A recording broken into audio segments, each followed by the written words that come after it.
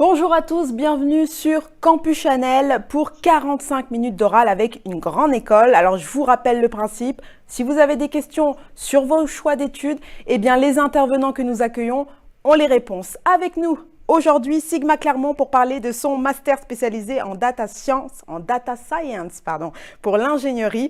J'accueille donc Nicolas Guetton, professeur des universités. Bonjour Nicolas. Bonjour. Et Luc Rodriguez, étudiant du MS et ingénieur chez Michelin. Bonjour Luc. Bonjour. Alors dans un instant, place aux questions, mais tout de suite, c'est le pitch.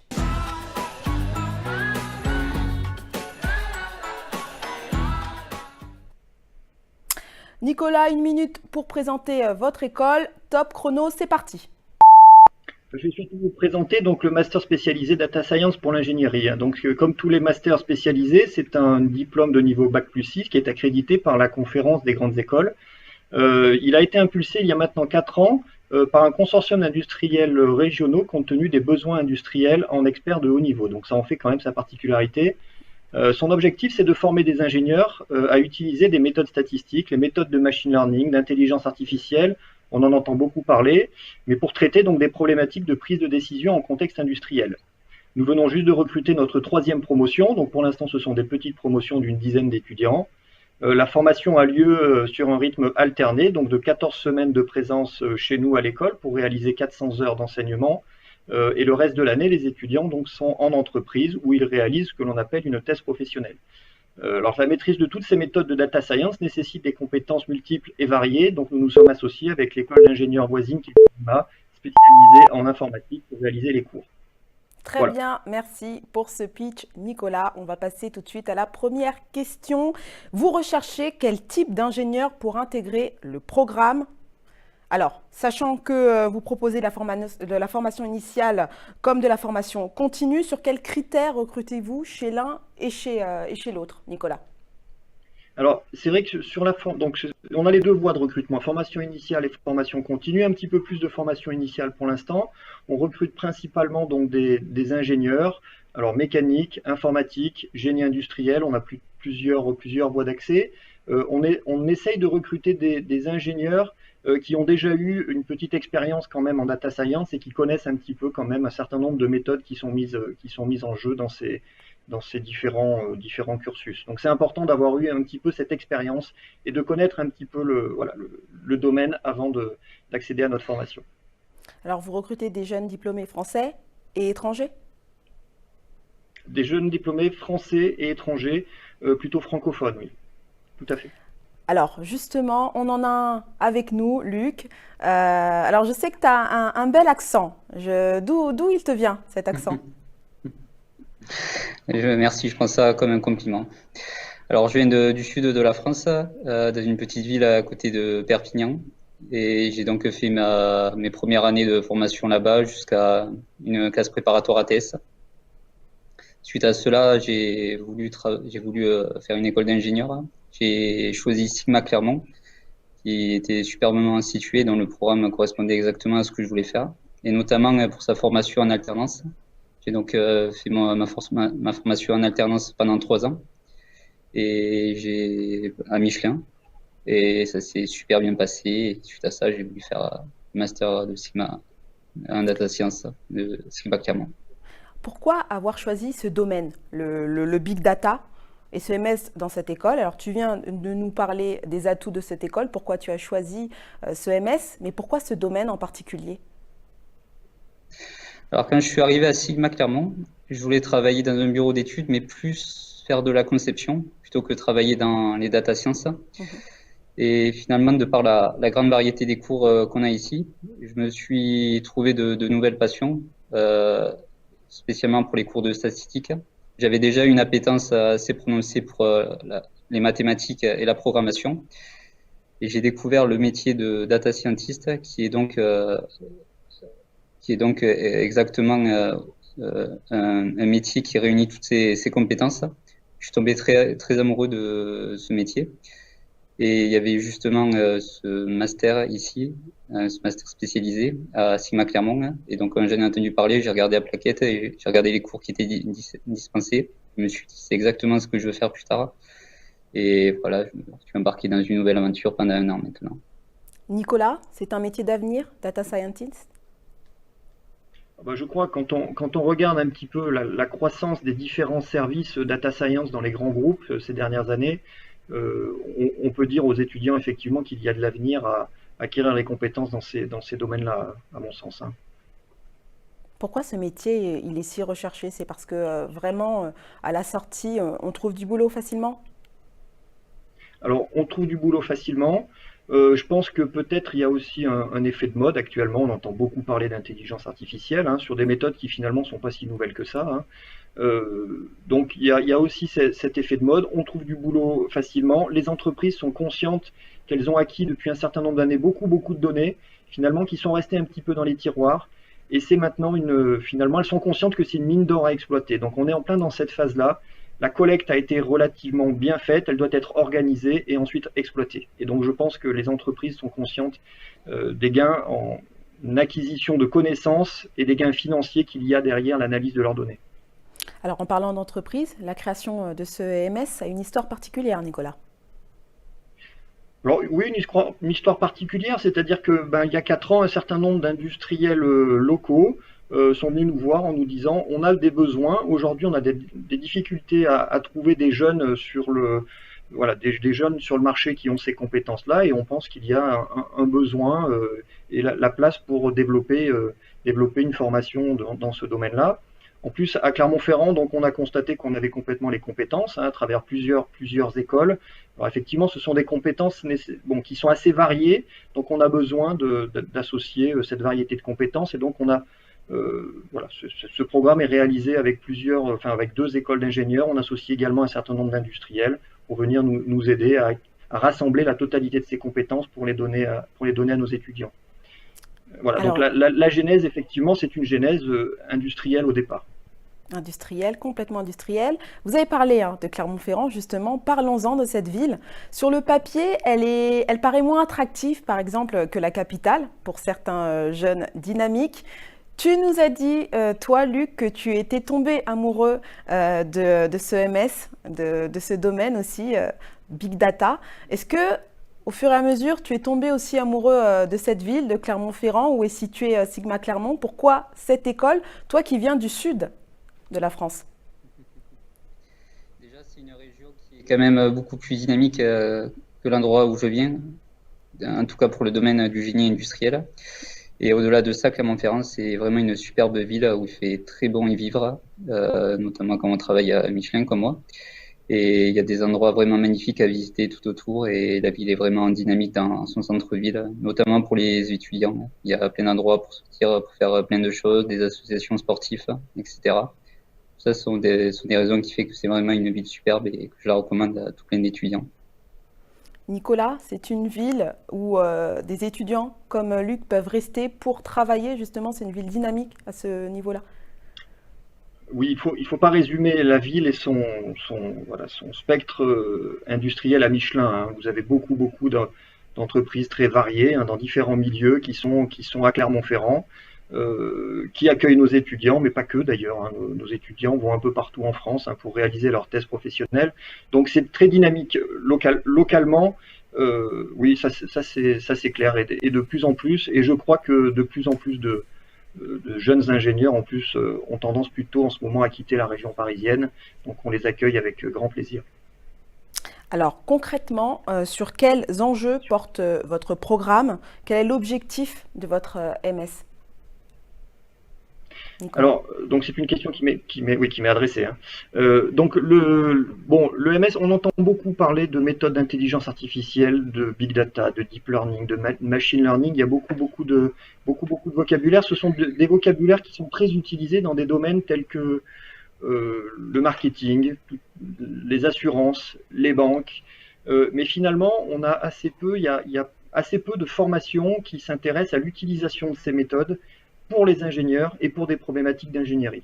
Donc c'est vraiment ce côté-là qui nous intéresse, c'est vraiment de former nos ingénieurs à rester dans le domaine de l'ingénierie pour appliquer ces méthodes-là pour des enjeux industriels. Voilà, c'est vraiment de cette manière-là que le master se spécialise. On ne forme pas d'ingénieurs pour qu'ils aillent travailler pour les banques ou pour les assurances. C'est absolument pas l'objectif. c'est vraiment voilà, le côté industriel qui nous intéresse. Très bien. Alors, j'ai une question concernant la formation continue. Que proposez-vous aux personnes ayant déjà une solide expérience professionnelle en data science? Comment peuvent-ils s'épanouir dans votre programme aussi? Alors, solide expérience en data science, enfin quelqu'un qui, enfin je sais pas quel est le niveau solide, enfin ce que vous voulez dire par solide expérience, bon, Peut-être une solide une expérience formation. professionnelle. Alors, quelqu'un qui a une solide expérience professionnelle en data science, on en a encore le cas très récemment, puisqu'il y a des sociétés qui nous sollicitent vraiment pour faire de la formation continue et perfectionner en fait de leurs employés en fonction de leur niveau. Peut-être que d'ailleurs, enfin, moi, ce que je conseille à tous les étudiants de type formation continue qui souhaitent nous rejoindre, c'est de préparer leur admission dans notre master spécialisé, parce que ça demande des compétences en programmation, peut-être que les jeunes, notamment sur Python, peut-être que les industriels ont moins, des compétences en analyse numérique, des compétences en méthode numérique, des compétences en optimisation, en machine learning. Tout ça, ce sont des compétences quand même qui sont peut-être un petit peu moins en entreprise. Et moi, ce que je conseille à toutes les personnes qui veulent venir faire cette formation plutôt en formation continue, c'est de se préparer par l'intermédiaire de cours à distance et donc de prendre quelques mois pour essayer de travailler leur insertion pour maximiser les chances de succès. Très bien. Alors, formation continue, formation initiale et aussi alternance. Avez-vous beaucoup d'étudiants dont l'entreprise finance les frais de scolarité? Alors, toi, tu es en alternance, Luc. Oui, c'est ça. Moi, j'ai la chance que justement Michelin finance ma formation. Et Très c'est le cas pour la plupart des élèves de ma classe. Ça, c'est vraiment un atout. Nicolas, vous avez pas mal vraiment d'étudiants qui sont en demande d'alternance. Alors, donc, de toute façon, la formation a lieu systématiquement en alternance, et c'est vrai que les étudiants, quand ils nous rejoignent, ils sont systématiquement, dès le démarrage, accompagnés par une entreprise, bon, par l'intermédiaire de conventions, et cette entreprise, en règle générale, dans la plus grande majorité des cas, prend en charge effectivement les frais d'inscription. Les rares cas pour lesquels l'entreprise ne prend pas en charge les frais d'inscription, elle leur propose une rémunération qui permet aux étudiants ensuite, via une mensualisation des frais d'inscription, de réussir voilà, à vivre pendant cette année de formation alors qu'ils ont payé leurs frais de scolarité. On essaye vraiment voilà, de trouver pour chaque étudiant voilà, une solution pour que les frais de scolarité soient le plus facilement acceptés par l'étudiant. Donc, pour intégrer la formation, il faut déjà avoir trouvé son entreprise? Alors en règle générale, les étudiants ont 4 semaines, puisque quand ils arrivent chez nous, ils commencent par 4 semaines de cours. Donc ils ont ces 4 semaines, et puis les semaines qui précèdent le jour de la rentrée, ils ont toute cette période-là, effectivement, on les accompagne d'ailleurs, hein, mais pour trouver l'entreprise qui les accompagnera. Dès qu'ils ont terminé cette période de 4 semaines chez nous, ils commencent tout de suite leur stage. Donc effectivement, il faut qu'ils soient accompagnés très tôt dans la formation. Toi, Luc, comment tu as trouvé cette place chez Michelin? Comment ça s'est déroulé? Alors, moi, je suis un cas assez typique parce qu'en fait, je suis resté dans la même entreprise entre l'année dernière où j'étais en formation alternance ici à Sigma-Clermont et puis cette année. Donc, en fait, c'est comme à la fin de mon contrat, j'ai eu un rendez-vous avec mon manager. On a fait le bilan de mes années passées à Michelin. On a un peu discuté. Je lui ai parlé du master spécialisé en data science de Sigma et je lui ai dit qu'il fallait une entreprise partenaire. Et il faut croire que j'avais fait du bon travail parce qu'on m'a proposé de rester un an de plus. Très bien. Alors, en quoi votre programme est différent de ceux qu'on peut retrouver dans d'autres écoles d'ingénieurs, notamment au niveau pédagogique? Nicolas. Donc, bon, au niveau pédagogique, ce qu'il faut bien voir, c'est que, me semble-t-il, au niveau national, il y a quand même assez peu de formations qui visent vraiment à faire de la data science pour l'ingénierie, hein, comme son nom l'indique, comme de notre master. Donc c'est vraiment de cette manière-là que l'on se différencie. Après, ce que je dois dire, c'est que notre formation, elle est quand même relativement généraliste, hein, sur les aspects de data science, avec des applications à l'ingénierie. Mais c'est vrai qu'on balaye quand même tous les domaines de la data science avec cette fin applicative. Voilà un peu comment je pourrais voilà, résumer les différences peut-être avec les formations existantes. Justement, quel domaine vous parcourez en cours, Luc, toi et tes camarades? Quelle est par exemple ta matière ou ton enseignement préféré? Comment ça se passe au niveau des cours? Qu'est-ce qu'on vous apprend? Je pense que j'aurais du mal à vous dire quelle est ma matière préférée parce qu'il y en a vraiment beaucoup. Mais je peux répondre à votre première question sur quel domaine on se concentre. Nous, on se concentre vraiment, comme l'a dit Nicolas, sur le domaine de l'ingénierie en génie industriel, c'est-à-dire des problématiques d'entreprise où on va avoir par exemple des données qui proviennent de capteurs ou ce genre de choses. Et vraiment, quand on a tendance souvent à penser que tout ce qui est science d'ordinateur, du traitement de données, s'applique juste à des problématiques via des sites ou ce genre de choses, des données qui viennent de sites ou des données bancaires ou ce genre de choses. Mais c'est complètement faux. Et aujourd'hui, de plus en plus d'entreprises ont un réel besoin de valoriser leurs données, des données qu'elles exploitent, des données qu'elles récoltent depuis des années et qu'elles ne savent pas encore en faire. Et du coup, c'est vraiment le Master Data Science donne vraiment la possibilité d'avoir des compétences pour un métier qui va être de plus en plus valorisé dans les années à venir. Et pour acquérir ces compétences, il faut pratiquer. Sur quelles études de cas travaillent vos étudiants, Nicolas? Alors, comme l'a dit Luc, effectivement, bon, ce sont des données qui proviennent de capteurs, que ce soit des capteurs sur des machines ou éventuellement des capteurs sur des structures. Ils peuvent aussi travailler sur des données de type résultats d'essai pour essayer de minimiser le nombre d'essais ou d'essayer d'exploiter des résultats d'essais déjà existants pour essayer de les extrapoler à des essais à venir pour essayer de minimiser le coût de la campagne d'essai, par exemple. Donc, il y a des problématiques de maintenance, il y a des problématiques effectivement expérimentales. Il y a des problématiques de conformité géométrique en fabrication de grandes séries. Bon, il y a on travaille aussi sur des problématiques de reconnaissance d'image ou reconnaissance de signaux temporels par des techniques d'intelligence artificielle. Bon, c'est très large quand même les domaines qui sont traités et les problématiques associées. Alors, c'est un enseignement par projet aussi que vous inculquez. Est-ce qu'il y a un projet en particulier qui t'a marqué, Luc? Alors, j'ai ma thèse d'entreprise, ma thèse professionnelle que j'effectue actuellement. Sinon, il y a plusieurs types de projets académiques qu'on fait durant l'année. Et en effet, c'est des projets extrêmement intéressants qui portent sur des données réelles qui proviennent vraiment moi, dans mon cas, j'ai un projet qui porte sur un cardio-cotographe. Un cardio-cotographe, qu'est-ce que c'est? C'est un appareil qui sert à mesurer les battements de cœur pour un fœtus. Et du coup, c'est vraiment intéressant de voir comment ces données, qu'est-ce qu'on peut en faire, comment on peut valoriser ces données pour faire des modèles prédictifs qui plus tard peuvent permettre de faire des choses vraiment formidables via l'intelligence artificielle. En parlant de données, juste, j'ai une question là-dessus. Sur quel logiciel ou outil Big Data Analytics se perfectionnent vos étudiants, Nicolas? Alors, la colonne vertébrale vraiment de ce master spécialisé, c'est vraiment l'utilisation de Python. C'est-à-dire que quasiment tous les cours ont des applications sur Python, donc on utilise beaucoup les toolbox Python, donc qui est un langage de programmation en plus qui est gratuit, avec une communauté scientifique qui est extrêmement large. Et donc voilà, c'est vraiment la colonne vertébrale informatique en fait du master spécialisé. Très bien.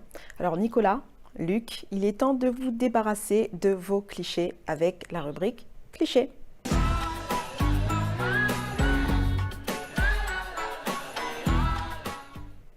Alors, quels sont les clichés, stéréotypes, étiquettes qui pèsent a priori sur votre école ou sur votre formation, sur les métiers aussi auxquels vous préparez? Alors, est-ce qu'il y a un cliché ou une petite étiquette qui vous vient en tête comme ça? Allez, Luc. Je peux peut-être... Oui, commencez, Nicolas. Non, peut-être certains pensent que le data scientist est associé, parfois le caractérise comme étant un geek.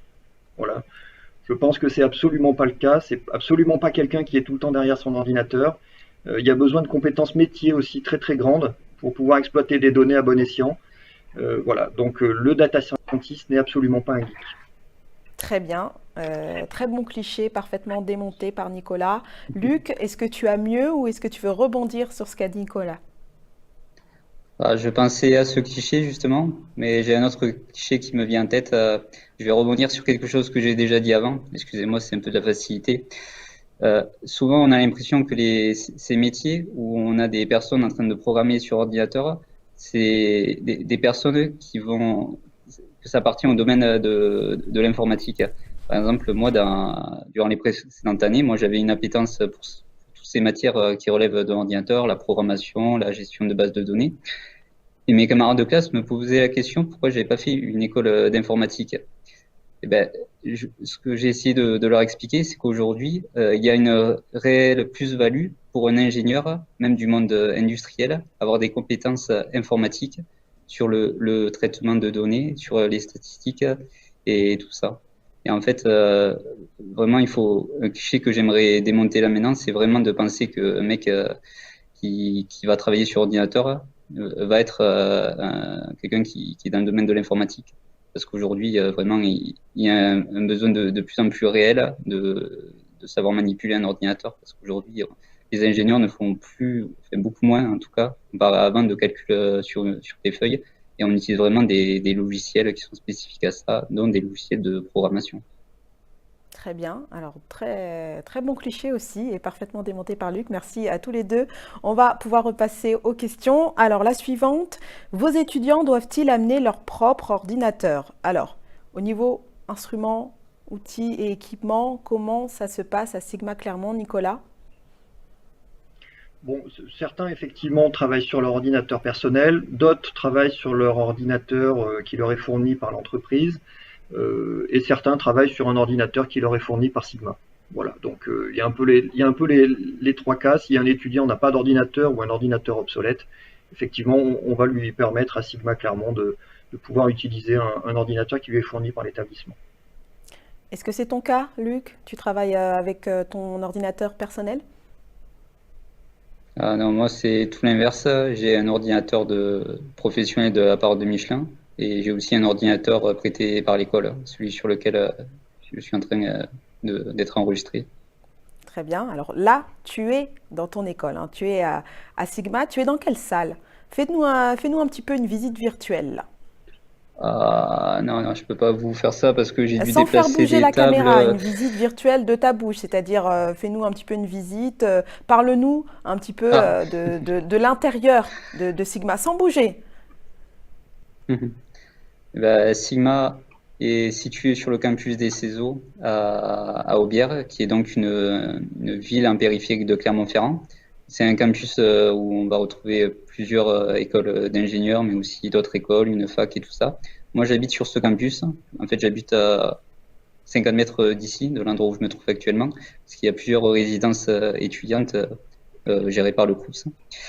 Et donc, Sigma Clermont est superbement situé ici, à côté. Alors, à côté de l'endroit où je me trouve et à côté du restaurant universitaire. Parfait, donc Et donc, l'intérieur de très Sigma, bien. c'est un endroit très, très joli. Et si vous regardez les images, vous pourrez être impressionné de voir l'énorme sphère qu'on a construite et qui est vraiment typique de notre école, l'emblème de notre école. Très bien. L'emblème de ton école, c'est un... L'emblème Qu'est-ce que de mon école, Oui, la structure, le bâtiment en fait d'accord. de Sigma Clermont, on a une énorme sphère, une sphère en verre, et c'est vraiment quelque chose d'atypique par rapport aux autres écoles. On reconnaît très facilement notre école depuis les airs, par exemple. Oui, ou depuis ton t-shirt aussi. Magnifique t-shirt, Luc. Mon t-shirt. Alors, Merci. Nicolas, question suivante. Est-ce que vos élèves peuvent bénéficier d'une aide pour leur thèse professionnelle? Alors, la thèse professionnelle, c'est quelque chose qui fait toujours un peu angoisser les étudiants. Alors vous voulez dire une aide Un financière ou une aide, accompagnement, enfin, de la part. un Alors là, accompagnement pour les aider. Alors donc, bon, la partie financière, on en a déjà discuté un petit peu tout à l'heure. En règle générale, les étudiants ne payent pas leurs frais. Après, tous les étudiants sont accompagnés donc par un tuteur industriel. Hein, ça c'est bon, ils sont encadrés de manière industrielle. Ils sont encadrés par un tuteur également académique ici à Sigma, qui les aide à résoudre un certain nombre de problématiques qu'ils ont au niveau industriel. Ce tuteur académique les encadre aussi pour un projet. Tous les étudiants réalisent un projet de 50 heures environ qui leur sont réservées dans l'emploi du temps et pendant lesquelles ils travaillent sur des méthodes numériques un petit peu particulières, en tout cas qu'ils définissent avec leur tuteur académique. Donc les étudiants sont assez bien encadrés, à la fois d'un côté industriel et côté académique. C'est pratique, ces tuteurs, Luc, vous êtes bien accompagné? Oui, bah là, la formation a commencé il n'y a pas très longtemps et pourtant j'ai déjà eu des contacts avec mon tuteur. On a défini ensemble ma thèse professionnelle en entreprise et il suit ce que je fais en entreprise avec beaucoup d'attention. Il est vraiment super. Tes enseignants, ce sont des professionnels? Il y a un mélange de professionnels et de professeurs académiques. Très bien. Question suivante, votre formation mène à quel secteur industriel? Nicolas. Alors, c'est très très large, hein. C'est très très large. Enfin, tous les secteurs industriels, que ce soit l'automobile, que ce soit l'aéronautique, je peux presque même parier que certains, malgré enfin, ou plutôt leur attrait industriel, vont travailler pour des banques ou des assurances. C'est encore possible, à mon avis, derrière, même si la formation ne les prédestine pas à travailler dans ce secteur-là. Mais vraiment, tous les secteurs industriels voilà, sont concernés par le type de formation, hein. Dès qu'une entreprise fabrique des pièces, conçoit des pièces, maintient des pièces, voilà, elle a des données et ces données ont de la valeur et enfin, voilà, elles peuvent être exploitées. Très bien. Alors il est temps pour tous les deux de vous intéresser aux personnalités qui nous entourent. C'est le qui suis-je.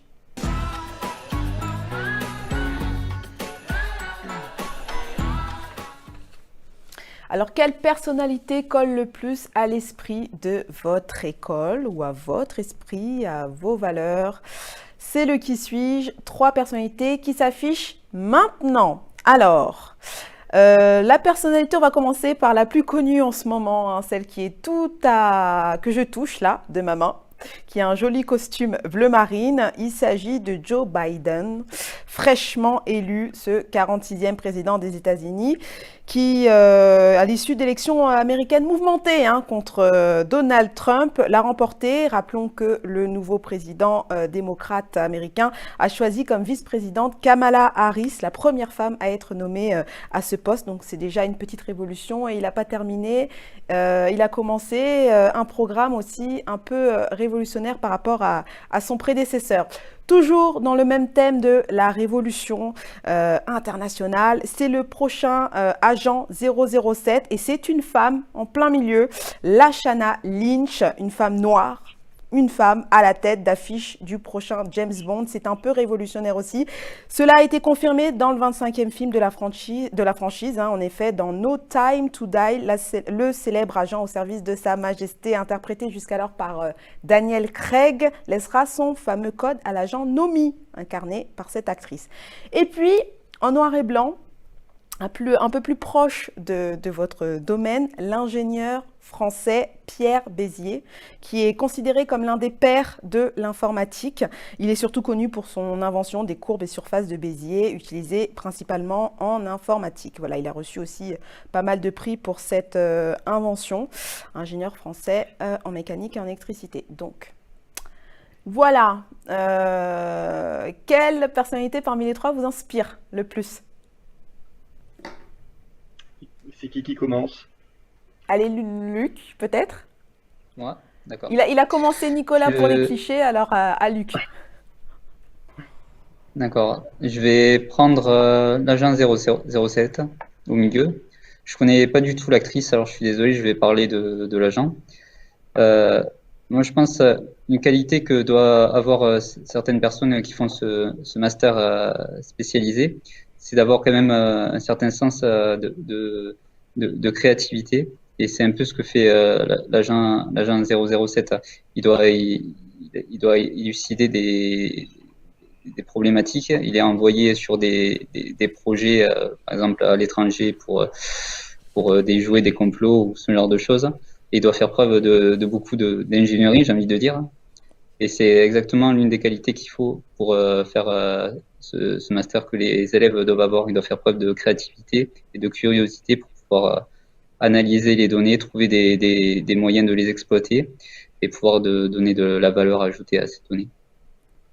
Très bien. Et puis aussi, c'est un profil quand même atypique et il y a pas mal de profils atypiques aussi, j'imagine, au sein de ta promo. Alors, il y a vraiment des personnes qui viennent d'endroits très divers et j'ai envie de dire, on se complète assez. On se complète assez, on est tous reliés par la même passion, alors les choses se passent super bien. Et on a une très bonne entente.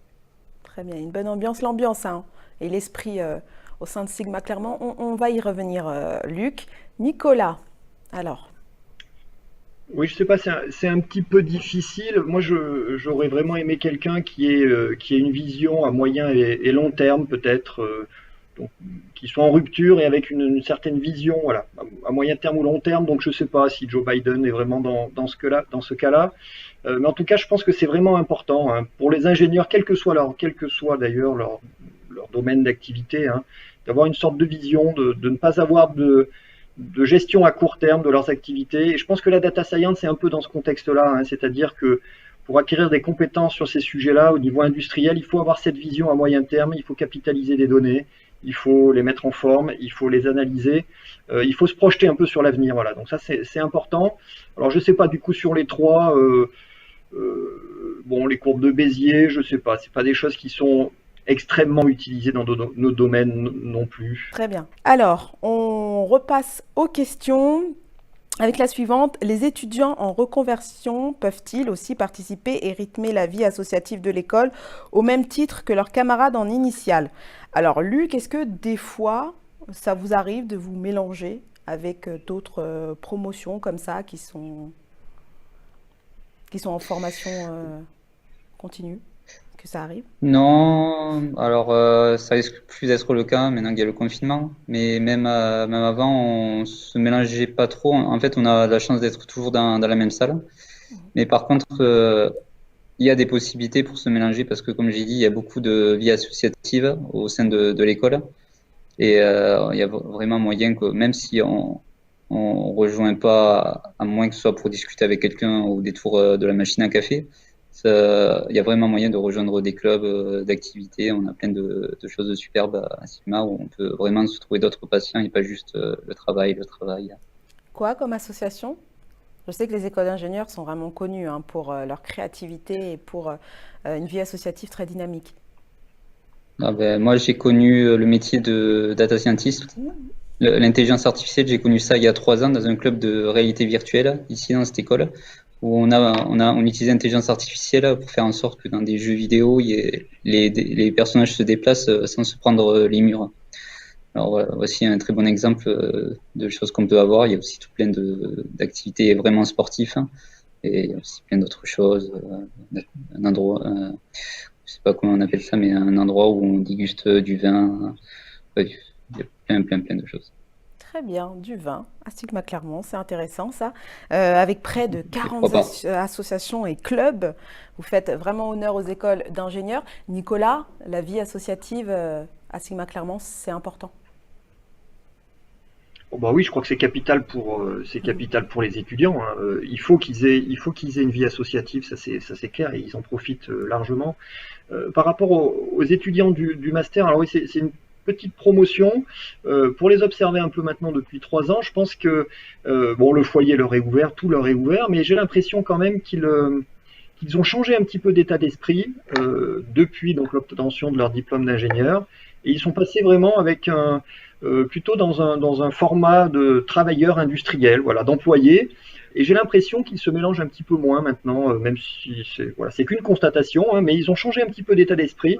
Et j'ai l'impression, enfin Luc pourra peut-être le confirmer, qu'ils se mélangent un petit peu moins aux étudiants qui sont encore en formation d'ingénieur.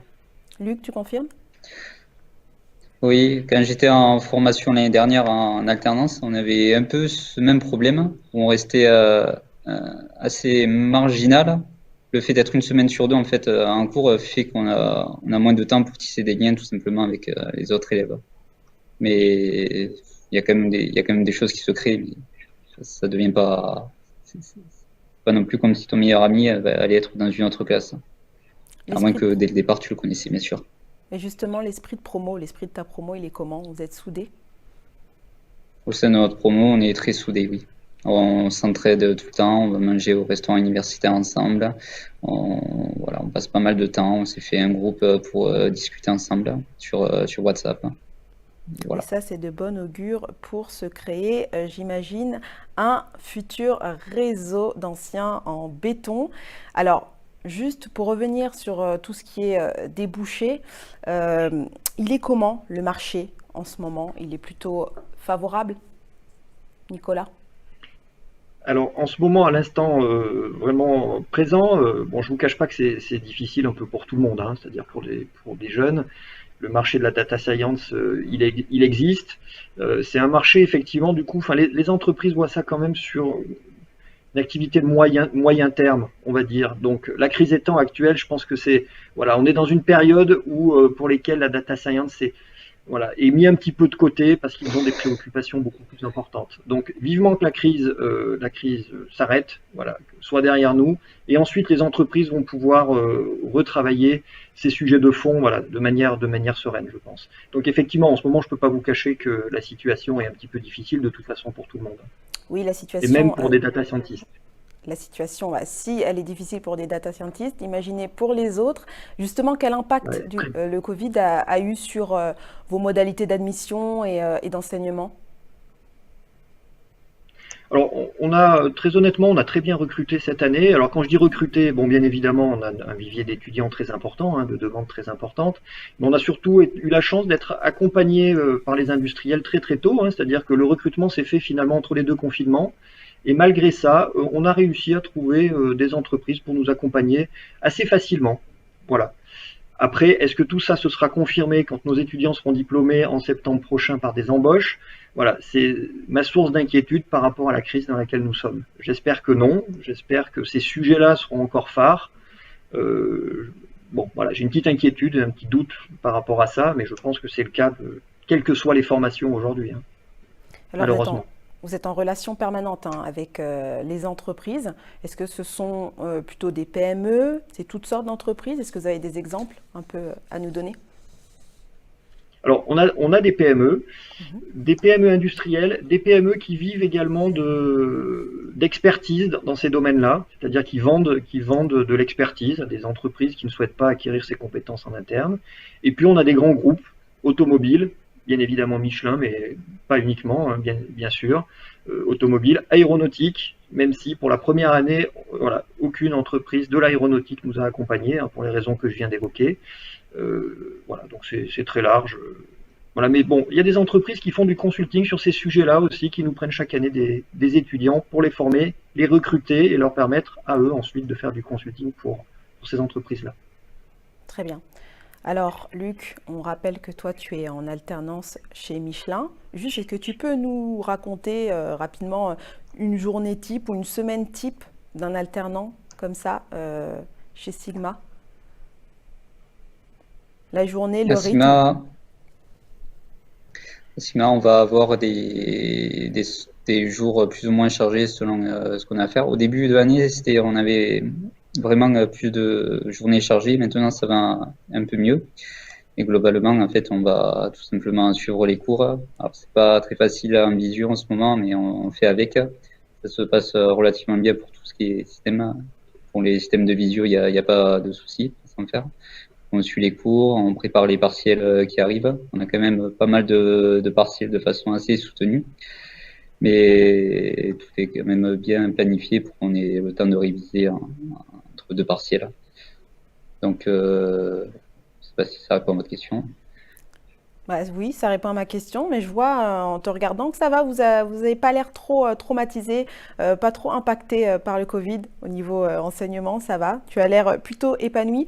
Alors juste Nicolas, parce qu'on arrive à la fin de cette orale, la fin de la formation, qu'est-ce qui sonne le glas? Par quoi ça se termine? Bah, par la soutenance de la thèse professionnelle, donc qui a lieu mi-septembre. S'ensuit ensuite le jury de diplôme. Voilà. Et donc fin septembre, les étudiants sont diplômés et on attaque une nouvelle promotion aux environs du 1er octobre. Très bien. Cette orale est terminée, c'est le moment de conclure avec le temps additionnel.